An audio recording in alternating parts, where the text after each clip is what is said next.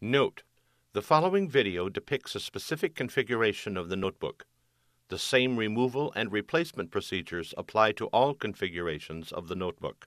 Before you begin, remove the battery, surface cover, optical drive, hard disk drive, keyboard, top cover, and touchpad button board.